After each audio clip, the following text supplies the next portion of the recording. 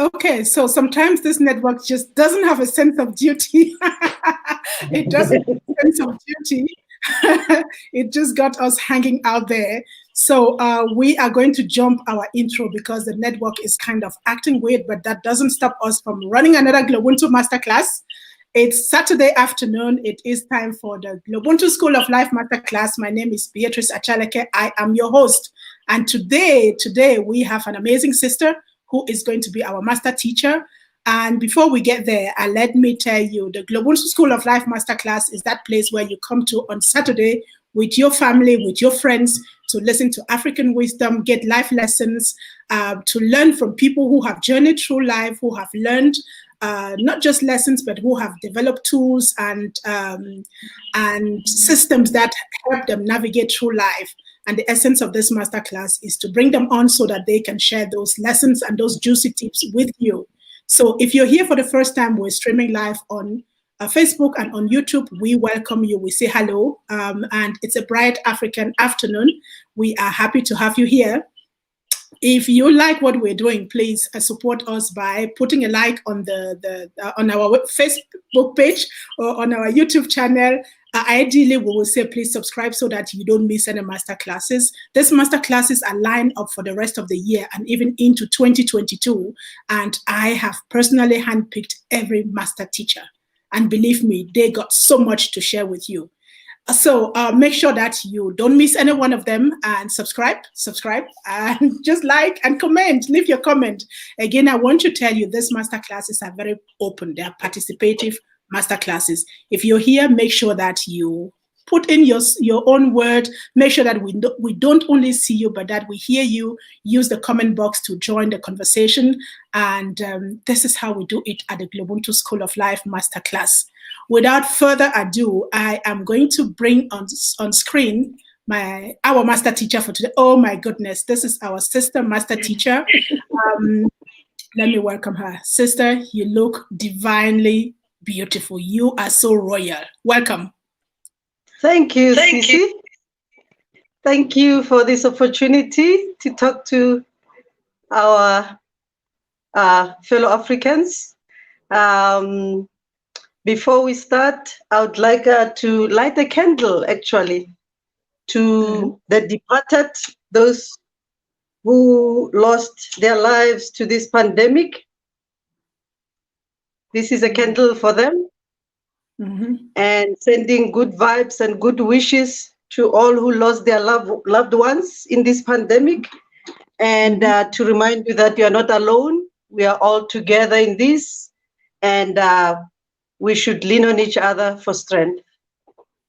Yes, and I would say let's observe 1 minute of silence for all those who have departed and for those who are in hospitals, that we observe, we fill that 1 minute with energy for families and loved ones who are having to take care of their people, to all the front workers and the hospitals and everyone who is making sure that this pandemic goes away and that it doesn't take much life. So we take 1 minute for all of these people before we get into the masterclass.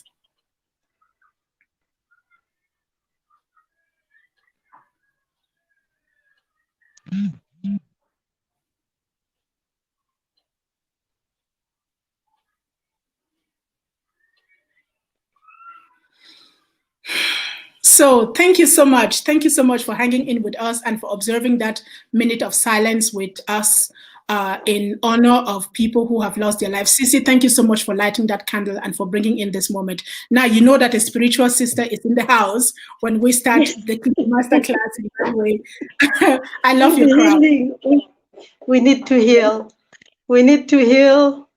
And ladies, we need to rock our African crowns. I love that. So, Sisi, you know, this masterclass comes in 4 chapters. In chapter 1, we want to get to know you. We are now in chapter 1. We will get to know you. In chapter 2, we will ask you to share that defining moment that shaped your life forever. Tell us a little bit about your experience growing up in the apartheid system of South Africa and how that has shaped the amazing woman that you are today and the many roles that you play. And in chapter 3, we will be looking for the 5 key lessons that you've learned along this journey. And chapter 4, you know, it's our fun-filled chapter where we wrap it all in in a very compact way. So I would say, how about we start by quickly getting to know you? Who is my sister Yvonne Chengwe? Tell us about you in a nutshell. I'm a proud African first. I was born into a very, very beautiful continent, a proud African continent. I was born into a beautiful country called South Africa. And South Africa is known in the world to be one of the most beautiful countries in the world. And it's called the world in one, actually, because we have everything here. I'm a sister. I'm a little sister. I have an elder sister. I'm a daughter. I'm a mother. I'm a friend. I'm a motivator. I'm a healer. Yes. And I make beautiful clothes too. African.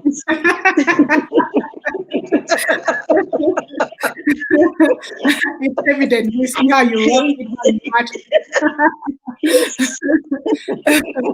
So you come in many shades and you wear many crowns. We are going to be discovering some of those crowns as we move along. But before we get into the masterclass, sister, tell me, what is the jewel that you have discovered in yourself during this pandemic, during the lockdown? I know it's been devastating, it's been traumatic, but I think in the midst of all that drama and all the trauma, we have discovered something about us. What is that very important thing that you've discovered about yourself during this time? I discovered my inner strength. And I rediscovered my latent wisdom, which was the wisdom that I learned from my ancestors, which is when a crisis arrives, instead of just sitting and thinking, what am I going to do? What's going to happen? You go back into that library of the land lessons and think what you can do in this situation to get out of it actually alive. And so I went back and realized that since we have this pandemic and we don't have a cure and we don't have a solution, why not try the remedies that I was taught by my ancestors, my grandmother? And I actually went home and sort of to get, you know, the spiritual growth, right? And I came back and I started mixing my own muti, I call it. And this muti is what I normally use for flu. I don't like going to doctors. I don't like Western medicine because of its of all the side effects that you get. And so I normally lean on our traditional medicine, which is it does what it does. You can never overdose on it, and you can never get the side effects from what I've discovered, at least. And so I had to keep my mom alive. My mom is 84 years old. I was worried about her, and I had to do something to keep her alive. I have my daughter, and it's just the two of us. And I had to keep myself healthy and alive, do all that I needed to do, you know, washing my hands, sanitizing, wearing my masks.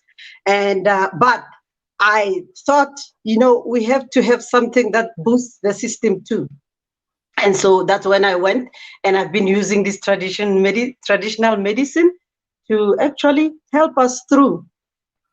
And I also, as a creative lady who makes fashion, who can sew, who have fabric in the house, I realized I didn't want to join the rest of the population in using those disposable masks, because I respect nature, and I think we've polluted enough. And so seeing what happens with those masks was not making me happy. So I decided to actually make my own mask, reusable masks that I sent some home. We used some in our house. I sold some to friends. I even sent some overseas because, I had to make it stylish, and I used to call it style in a pandemic.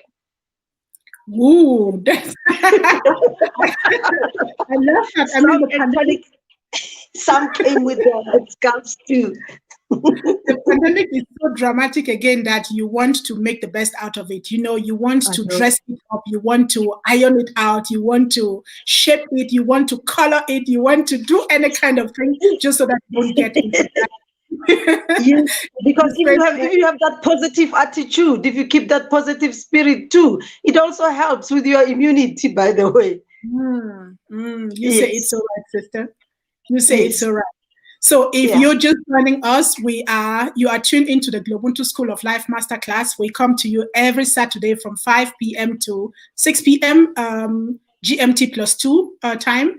And every Saturday, we bring you a master teacher. And these are brothers and sisters who have journeyed through life, who have learned lessons that they're here to share with us, to uplift us, to boost us up, to encourage us to continue to carry on and to keep safe. Our today's master teacher is my sister, Yvonne Chengwe. She is just so divine, sitting there like the queen herself. And I'm so happy to be having this conversation with her.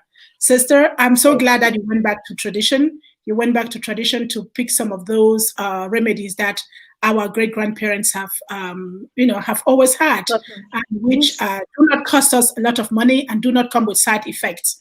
So I celebrate you for that. Congratulations also for keeping your mom alive, and our elder. We respect our elders a whole lot here. So when you go home, take our warmest greetings to her and say we respect her, we honor her, we celebrate her. She must keep alive. Thank you. I will. So back to the master class, sister. What I know, you have journeyed through South Africa, and South Africa is an exciting country in terms of history. It's very rich in history.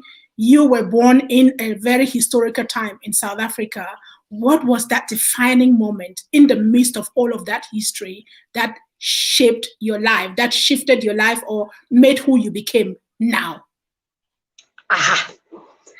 So you can imagine you are born into a country. This is your country, by the way.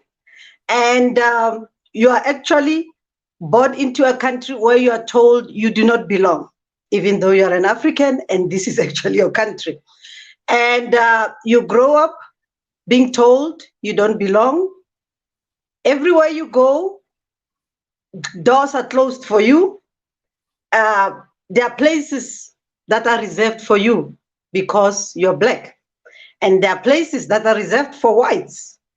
And you look at this situation as a little kid, and you start questioning yourself about humanity.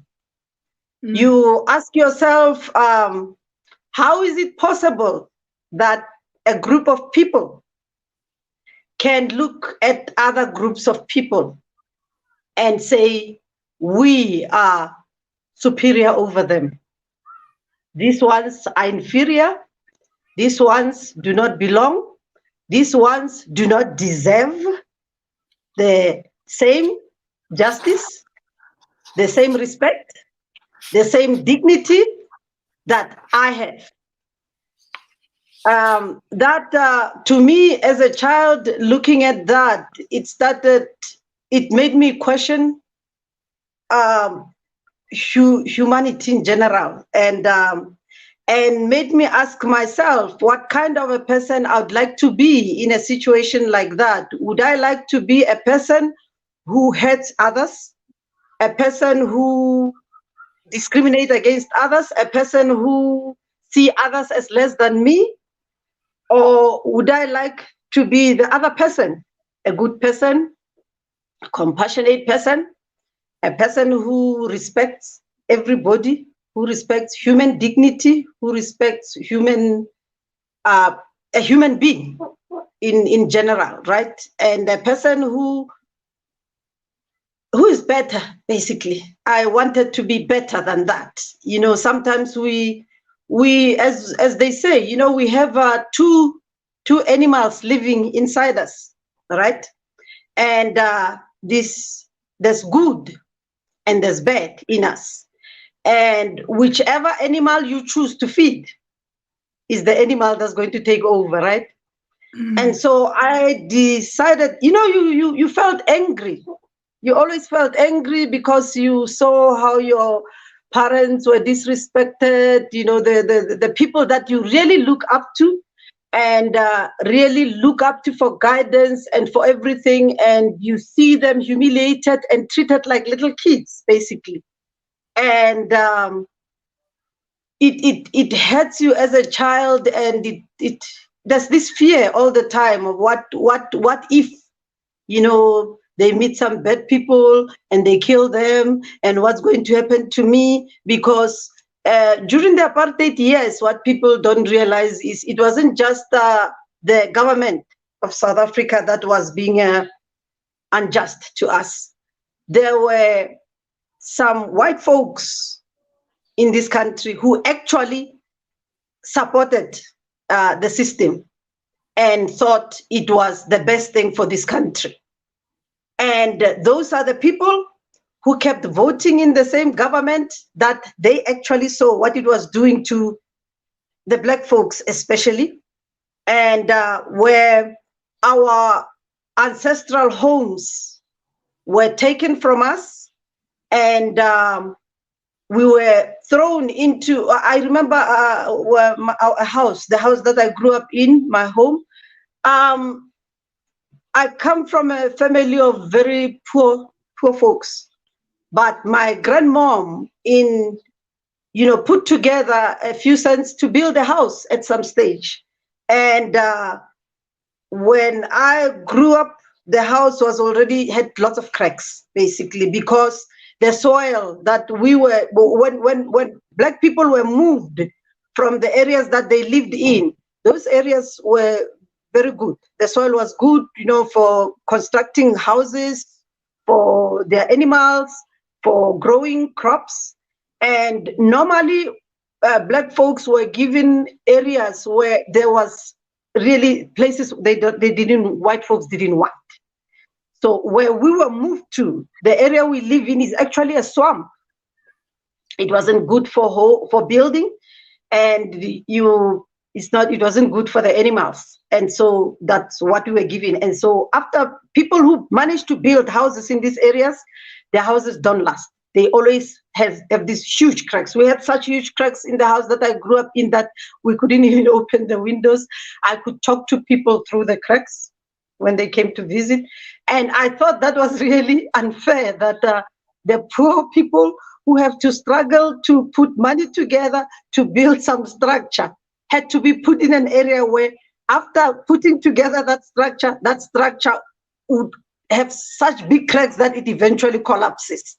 And so whatever you did to try and pick yourself up, you are still dragged down by the situation you were put in. And it really made me determined to grow up and be a better person and treat other people better. And also, because I was treated unjustly, I thought it my duty and my responsibility to fight for justice for others. After others stood with me to fight with me for mine, and now it's my duty to go ahead and help others in their unjust situations. That's why I'm an activist.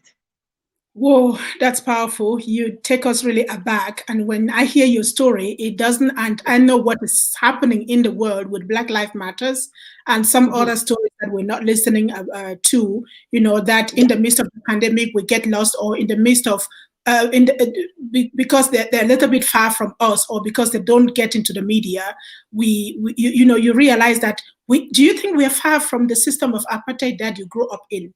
You know, looking at the world today and looking at the fate, or I wouldn't say the fate, the experiences of Black people the world over. Do you think we are far from that system?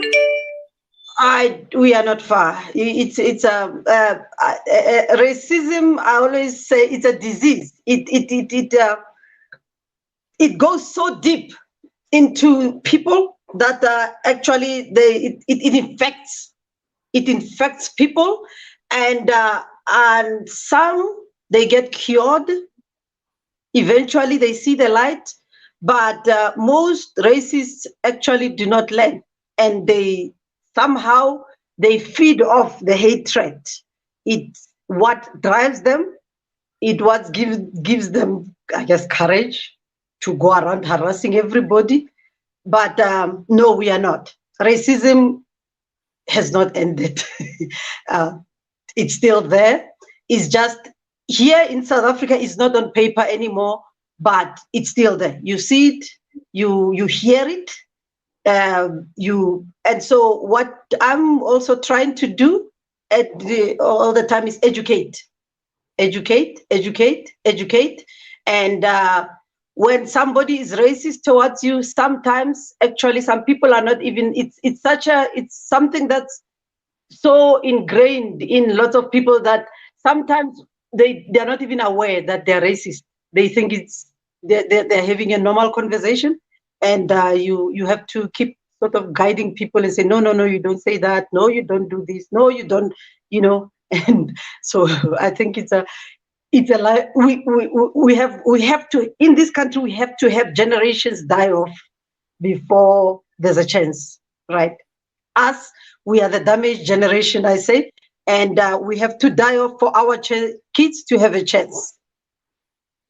I think this is a topic that we can talk for the rest of the month on. This is the story, going into those areas and then thinking about the things that need to be done, what we have to do, and what others have to do, and what needs to be done by the different segments of our society. But because we are keeping this masterclass in a particular framework, we structure it in a way that we take the story and then we go for the lessons. And before we get to the lessons, which I think will be as empowering as the story that you just shared, I would like us to take a quick break and go look out for some books that we can read to empower ourselves, to nourish ourselves, so that we get to who we are really.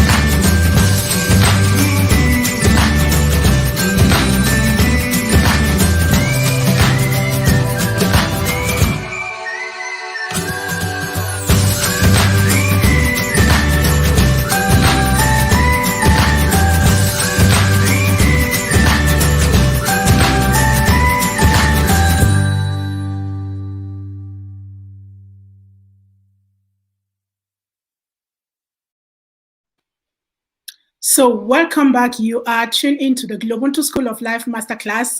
This is episode 6 of our masterclasses. These masterclasses are here to stay. You better earmark, you better bookmark this channel, because you don't want to miss any one of the masterclasses. At GloBUNTU Books, we pride ourselves with writing and publishing books, collecting and documenting African history, so that we don't have to reinvent our history all the time. I say life is a story, and some stories are life-changing. So we are into the masterclass. This is chapter 2 with my sister, Yvonne Chengwe. My name is Beatrice Achaleke. Right now, we're going into the juicy lessons. In chapter 2, we want to know your 5 key life lessons or life-changing lessons that you've learned from where you came from, growing up and becoming the woman that you are. What are the 5 most important lessons that you've learned, Sissy? The first lesson I've learned is to practice Ubuntu. Ubuntu, which is I am because you are. And if you are not, it means I'm not too. And this pandemic actually came to show us, to remind us of that lesson that, we don't live in isolation. We are part of a big group of people. And just because we live in Africa doesn't mean what happens in another continent will not touch us. And the second lesson I learned is compassion. I have to be able to see another person struggling, and I have to know that if I can, I should help. Because tomorrow, it might be me in the same position that that person is in. I learned empathy. I should be able to put myself in another person's position. And I should be able to ask myself, would I want what I'm doing to that person to be done to me? And if I start thinking like that, then I will be able to treat another person better, because that is what I expect to happen to me. I have to learn. I love those. Let's keep with those 3. Let's keep with those 3 first. Ubuntu. I think Ubuntu, it is so powerful. It's an African philosophy that almost everyone talks about, but few people really know what it is. And I think we practice it differently in different parts of Africa and in different parts of the world.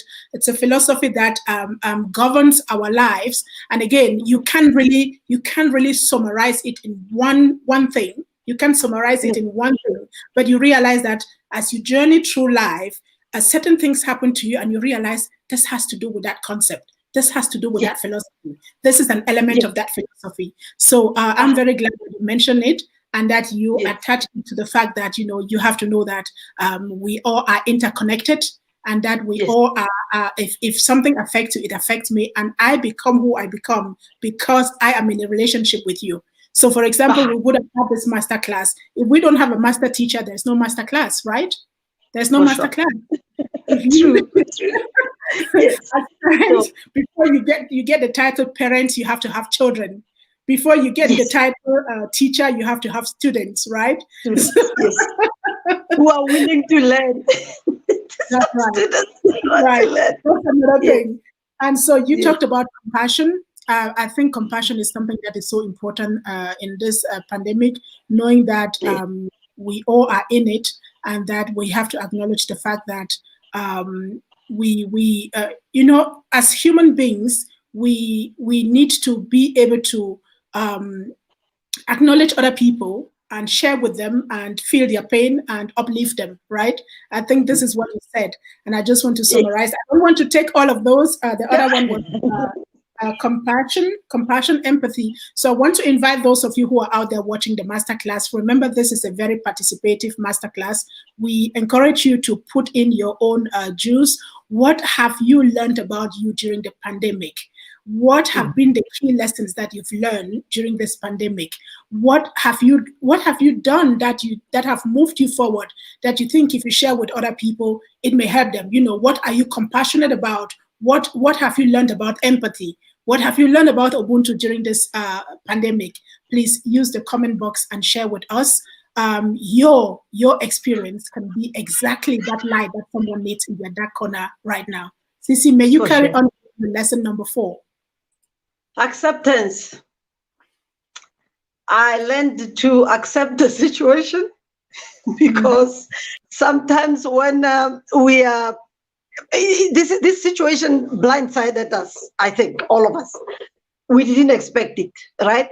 And when it arrived, you know, it was scary, especially before we dealt with it here. We were watching others in other countries really struggle. And, you know, we saw people die, we saw the horrors that came with it. And for some time, we were waiting to see what happens when it arrives here. And everybody thought Africa, because, you know, it was going to hit us hard. But I guess they didn't really think about all the other diseases that have strengthened us and our immunity, right? Because we've dealt with we are strong, basically, Africans. And but you know, still we feared. So I learned to accept the situation, because I thought, if I accept this situation, then I will be able to try and do something about it. But you know, there were people who are still in denial, now. And so also along the way, we had to try and educate those that, you know, this is real, this is not what you think it is, it's not, and it was hard, but it happened, you know. Some people did learn along the way, they learned to accept the situation, that it is what it is, and we need to do something to get ourselves out of it, right? And that's when we took care. I did my muti, which I trust a lot, and my masks, and sanitized, and isolated, and did everything. But the acceptance part, you know, gave you peace, gave you calm, and you could think straight, right? And humanity, humility, not humility. Yes. This situation actually humbled us, and it taught us who actually is very important. I think for a long time, you know, humans being who we are and putting people in categories, we thought that successful people with big jobs, big qualifications, and all that, you know, the world has been structured that we look up to those, and we seem to forget the basic people who do it for us every day. And it humbled me in a way that I look at somebody who's taking my garbage with utmost respect, right? I look at somebody who's serving me in a shop with utmost respect. I greet them differently. I did greet them before, but now I greet them differently, and I give them the respect that I'm sure they deserve, because our healthcare workers, the essential workers, and it really humbled me, you know, to look at life very differently. And not that, you know, I didn't see this, but it became clearer, you know, after the pandemic hit, who's important and who watches out for us every day, basically. Thank you so much for sharing those lessons. Acceptance and humility. Sometimes, I say, like, sometimes when things look like they're falling apart, they're actually falling in place. You sometimes just need to change the way you look at them, change the perspective from which you've been looking at them, and then you see that some things are falling in place. At least I know that we become more creative and more effective. We grow the most when we hit the wall, when we face challenges, when we fall down, and especially when it comes unexpected. You know that you just have to get back on your feet and bounce forward. And in that endeavor to get back on your feet and bounce forward, you learn a whole lot about yourself. you learn a whole lot of new strategies and tips and systems that can allow you to not just move forward, but to be a better person when you get forward, right? So this is the essence of this masterclass. And I'm glad you touched on those things. Humility is something that's a lot of people talk about. The question is, how do you practice humility? How do you practice humility? How do you practice acceptance? I am, curious about those of you out there watching us, listening to this masterclass. You are on YouTube. We are very grateful that you're here. You're on Facebook. We salute you. We acknowledge you. We want to hear from you. Please share your experiences. What have you experienced during the pandemic or through life? It's not just about the pandemic. My sister shared the lessons that she learned during the pandemic, and we want to know the life lessons that you learned before, but which have been very useful in this situation of the pandemic. What do you know about humility? What do you know about acceptance? What do you know about empathy? What do you know about Ubuntu? What do you know about compassion? Please share with us. I see we have someone right here. We have a contribution right here. Doreen, she says, you look good, ladies. Thank you so much, Doreen. Thank you. We do our best. Someone black doesn't crack, so yes. No, black doesn't crack. So make sure you tune in every Saturday for the School of Life Masterclass. And sis allowed me at this point to just make an announcement, put in an announcement. At GloBUNTU Books, we are acknowledging our children. We have an event on the 20th of June, which is called the GloBUNTU Global Black Youth Summit and the GloBUNTU Trailblazer Award.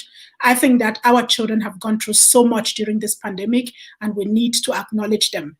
And so we are calling all parents, all aunties, uncles, neighbors, teachers. We're calling on godmothers, godfathers, neighbors, wherever you are, group leaders. Nominate children from the ages of 5 to 20 whom you think are doing amazing work, who are beating this pandemic and excelling in school, helping in the community, adjusting to new learning systems and all of that. If you're interested in nominating a child, go to www.globuntubooks.com, click on the Black Youth Summit, and use the registration form also to nominate. I think it's time for us to celebrate our children. They've been so brave. So that said, let's come back to the masterclass. And move straight to chapter 3. And chapter 3 is, what is your next chapter in life, Sissy? What is your next chapter? My next chapter at this moment, since as a healer, I was doing my massage, and I was putting together jazz events. The jazz events that I used to put together was something that when I came back to South Africa, I lived outside the country for some time, by the way. I lived in Namibia for 7 years. I lived in Angola 3 years. I lived in Mozambique 12 years. I lived 4 years in the north, 8 years in Maputo. I lived 2 years in Canada.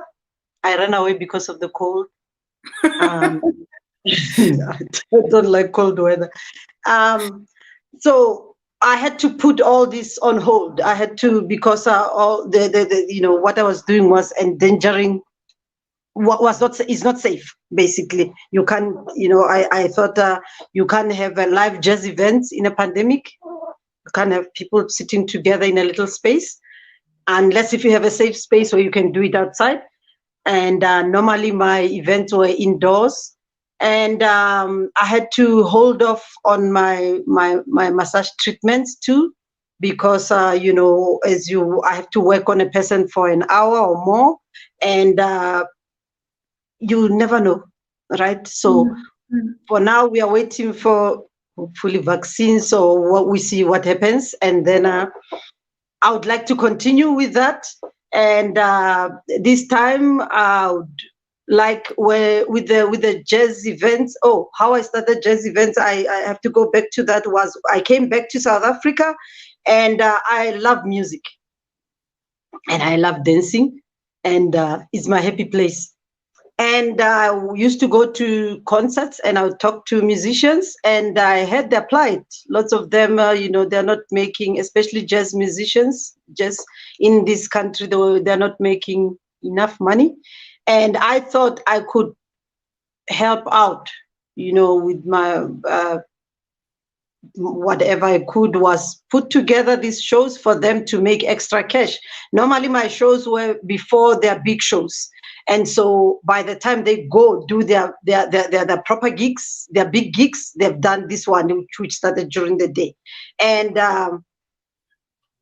it really made me feel good to know that I was at least contributing something to people who needed the help and who needed the extra cash. And after this, I would like to continue with that. And hopefully work with other people so that we make it bigger and not as small as I used to. And I'm actually in the process of writing a book about my life. I need your help. I really need your help. I'm like, I started this, I said, okay, it's a book. And then I said, okay, short stories. And then I said, okay, you write the short stories, go to Sis B and ask for help. You see, you've just made a commitment right there. And I'm not the only witness right here. Next time we will be launching the book. Okay, when you say I'm writing a book, it means you got me. And you got my attention. And you'll not get rid of me until you get that book out. It's written in lots of pages. It's written in the computer. It's like lots of whatever pops into my head, the story that pops into my head, I will write. And so we need to put all this together and make it into a book. You got me. Listen, I think the reason why Africa is treated the way it is treated in the world is because our history is so distorted. And quite a lot of people think if African history, it's something very big. Yes, it is, but it is a accumulation of our individual histories. If we will all write the stories of our lives, the story of our families, the story of our grandparents and great-grandparents, if we will write that, number one, our kid will not be forced to reinvent themselves every time. The next generation will know on whose shoulders they stand, and that will uplift and encourage them to be greater. We will have a whole rich history that will go a long way to not just empower, but to uplift, to celebrate, and to give people permission to be great, to give, Black kids and Black people the permission to be great, because all the stories are out there. The stories is missing. The stories are missing. And as long as our individual stories are missing, the story of the world is not complete. I will not even say the story of Africa. World history is not complete. So when you write your story, you're putting in your piece of puzzle into the story. I see the network is misbehaving again, but we're not impressed with the misbehaving of the network. I can see you. I'm very happy for you that you're writing your book, and whatever it takes, any support that you need, I'm right here. So we have to get that book out. And if you're out there, thank you.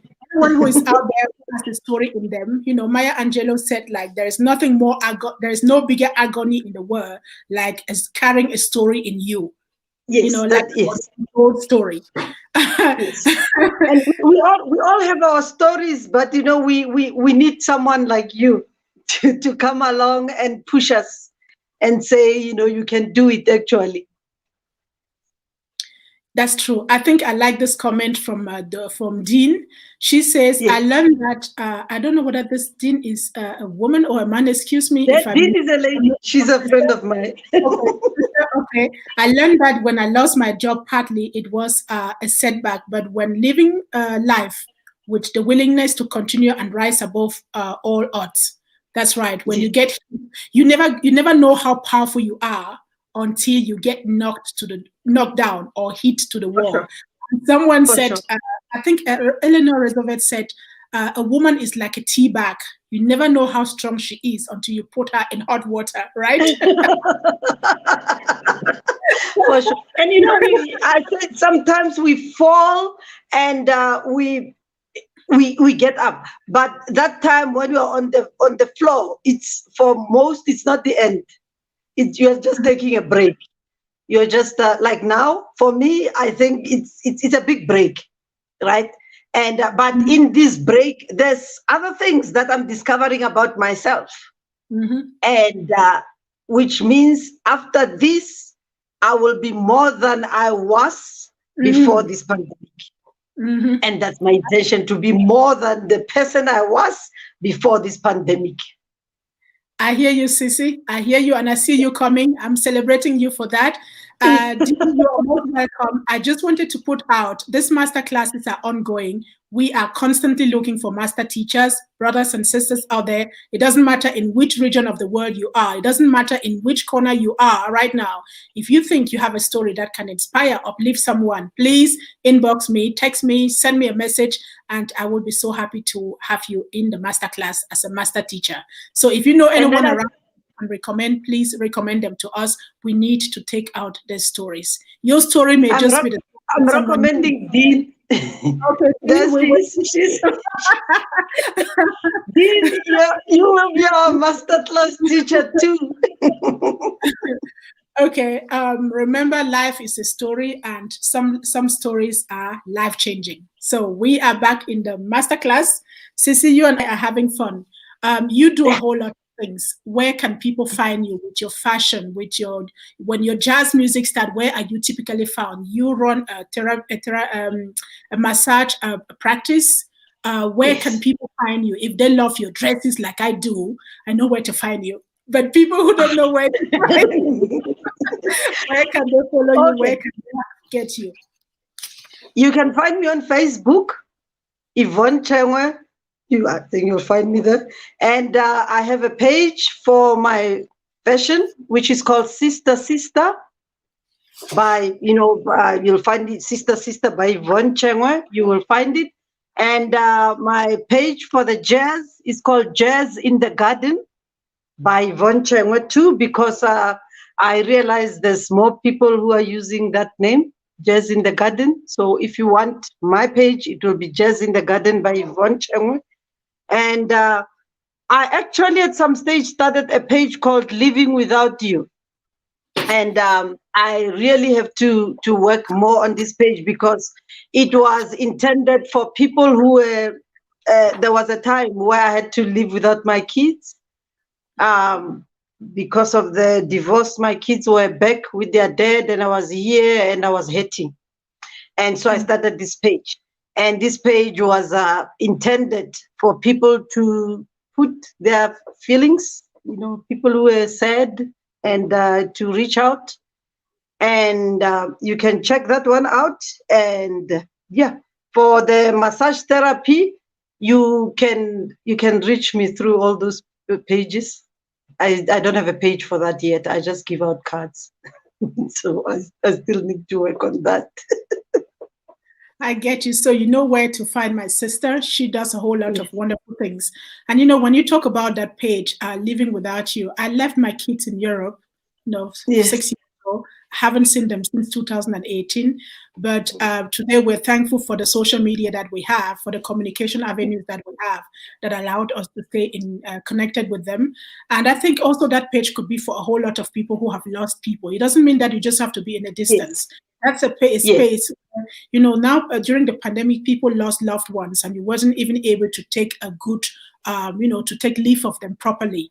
And I think that could be a very good space where people come to connect, but also to share those moments. What do you think? Am I right? I thought so too. Yes, I thought now that's what it can be used. My daughter is in Canada too. I haven't seen her for 3 years now. Mm-hmm. I don't know when I'll see her again because of what the situation we're in. But yes, this page can be used for that. We don't have to mourn alone. Mm-hmm. What this pandemic has done is made us mourn by. It's hard to grieve by ourselves, and so it was a page intended. At the moment, is intended to reach out. If you want to reach out, you are welcome to go on the page, and you put your feelings down, you put you say how you feel, and we will respond. Those who are there will stand with you, will grieve with you, and yes. Okay, sorry for hijacking you on that one. I just think we are repurposing so much now, coming out of the pandemic, or while we are marinating in it, we are repurposing a whole lot of things and redefining and redesigning ourselves. And sometimes you just realize that there's something that you've put out there, especially for those who have been retrenched, those whose businesses are running down, those who, just look into your life and say, what is in one of my suitcases? What have I thought about in the past that I haven't been able to implement it, but right now is the moment to do it. There's so many opportunities that are resurfacing because everything is being kind of revamped and redefined. So it's always very important to look into the spaces that you have, to have the courage to say, what can I do right now? What can I do in order to move on and not let my life be ruled by the pandemic? That said, Sissy, we are moving to chapter 4 of our masterclass. Are you ready for this? The fun part. Okay. So please complete, how it goes. Complete the following sentences for me. Growing up in the apartheid regime of South Africa made me a better person. Actually. Interesting. Okay. People who know me well value me for my vibrant spirit. Mm-hmm. I know that. I can underscore that. The most precious thing is. Can you repeat the question? The most precious thing that I possess is my grandmother's blanket. Oh my God, lucky you. Yes. My grandmother was very poor, but she had this blanket. She left it for me. It's my precious. I can imagine that. Keep it well. Keep it safe. Your great grandchildren have to see that. It's been to so many countries with me. Being a healer means to me. It means making somebody feel better. Okay. Fashion. Putting a smile on somebody's face when they walk in with pain and they walk out with a smile. That makes me happy. That's nice. Fashion means, what does fashion means to me? African fashion, not just fashion. Oh, African fashion means to me. Thank you for the correction. Yes. African fashion gives me pride. It makes me feel proud. And it makes me feel proud. And it makes me feel proud to see African women rocking African outfits. Nice. My number one weapon against COVID-19 is? My mood, my mixture. I trust it.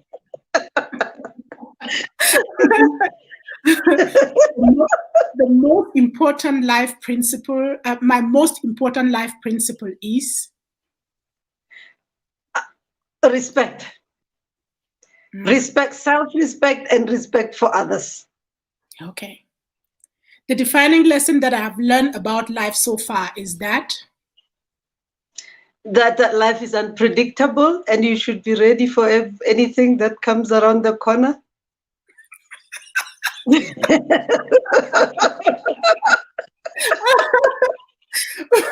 What most people do not know about me is that? I love dancing. Okay. My biggest parenting challenge is? Being able to raise children who belong to two cultures in a way that they can turn out into wholesome people who identify with both but build something else for themselves. Mm-hmm. I get you. I get you. See, Yeah. in 2030, I see Africa. In 2030, I see Africa more advanced than it is now. We are headed that way. Okay. If I had my life all over again, I would. I would live my life the way I did with a few changes. Okay. Getting What would you married change? early would I'm be not curious. one What of would you change? I wouldn't get married early though. Okay, got you. Yes. If I were to advise the 18 years old version of me, if I had to advise me back then when I was 18, looking at life from now, what would the advice be? I would be take life more seriously. Mm, And, yes. okay. Yes. The one thing that I always have in my refrigerator is Yogurt. Coconut yogurt. Mm. Oh Coconut wow. yogurt. Okay. In the next 10 years, I see myself. In the next 10 years, I see myself better than I am today. Okay. If today was my last day, I would spend it with the people I love. Mm. The one biggest life lesson that I learned from my mom is Yeah, that you can overcome obstacles and be bigger than your beginnings. Mm-hmm. Get you. She grew up yes, she built herself into, yes, she's my hero. Well done, Mom. If I had it all my way, I would. If I had it all my way, I would create a better world. A world with less injustice. Mm-hmm. And a world that nobody goes hungry or without a home. I hear you. Mm-hmm. I hear you. So the last question, even though I could ask you a whole lot of them more, but, I want to be remembered as an African woman who. I want to be remembered as an African woman who unites. Who unites people. Yes. Thank you so much. Thank you so much. It was a fantastic masterclass. Is there something else that we did not touch on that you really want to to share? You have 1 minute now to just do your thing. Do that one thing. Say that one thing that we haven't touched on that you really want to.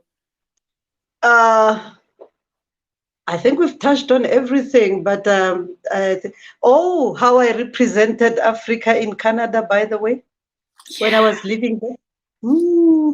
When I was living in Canada, when you go, when we go to overseas, I thought, okay, if I go there and I have to flaunt my Africanness, and so I would dress like a queen. And I would go to town. I love doing that. Just go to town, dress like a queen, and walk like one. And I really enjoyed seeing the cars stop, and sometimes the drivers come out and bow to me when and they bow, and that's, yes, I'm a queen. And they found it hilarious. But what another thing is, when you live there, people don't really talk to each other a lot. Everybody minds their business basically. And I came with my attitude and I said, no, I have to change things here. So everywhere I went, I made it a point of starting a conversation with complete strangers, or just sit next to you and greet you, hello, how are you? And you couldn't help it but respond. It was so funny that actually I would be in a subway, and I remember I would meet an old Chinese lady. I would sit next to an old Chinese lady and greet them, and they would start talking to me and would start chatting. And they would ask, "Oh, where are you from?" Because of how I'm well. "Oh, I'm from South Africa." "Oh, Africa, yes. Well, Africa is a continent. South Africa is a country, but it's okay." And then they say, "Why South Africa?" And I'd say, "Well, Mandela." And they would go either yes or no. The ones who said yes or no, if they say yes, I go, okay, we come from the same country. Mm-hmm. And if they said, Eva, I say, do you know Charlize Theron? And I was like, I guess now they would ask me about Trevor Noah, but then Trevor Noah wasn't there yet. And so they would ask, do you know Charlize Theron? And I'm like, yeah, she's my sister. Yes, we come from the same country too, South Africa. And they'd go, yeah, okay. And I would be surrounded by, Chinese old ladies, little old ladies, and would have a great time.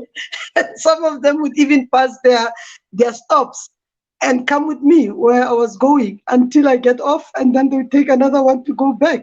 So I was like, I'm representing Africa. It's good. That's how the African queen behaves. You did a good job out there. So, yes, sister, I was ambassador for Africa. There's so many questions that I would like to ask about, which was your favorite country, but that would be the object of another masterclass. We are well over our time, and we have to wrap up this masterclass today. But I will definitely bring you back for another class so that we talk on other things, giving the extent that of which you have traveled on the continent, but also abroad. I think I would love to do another masterclass also on the healing that you do. So for today, I want to say thank you so much. I acknowledge you, my queen. Thank you so much for representing. Thank you, queen. Thank you. It was fun. All of you out there, thank you so much for tuning into another GloBUNTU Masterclass, School of Life Masterclass. It has been a pleasure to be your host today.